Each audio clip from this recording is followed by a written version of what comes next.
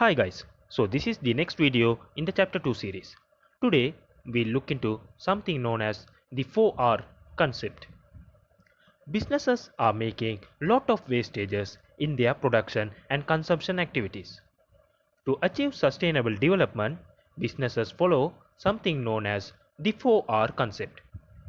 The 4R stands for recycle, reuse, reduce and replace. Recycle.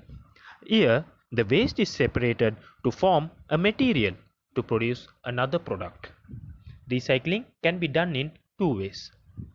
In the first way, materials with lower value is recycled into products with higher value.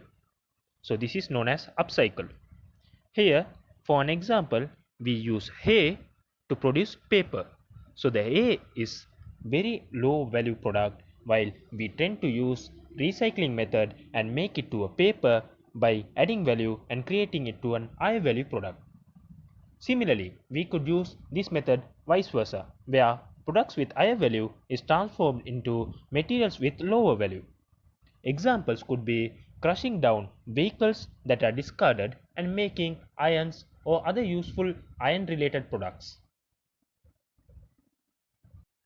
Reuse. Using products that can be used over and over again in the production and consumption activities is known as reuse. Examples for a reusable product is lunch boxes. Lunch boxes can be used over and over again compared to a lunch sheet that could be only used once. Reduce. This is where the waste is reduced as much as possible in the production and consumption activities. For an example, we could use a degradable material for packaging, so we could reduce environmental pollution. Next, replace.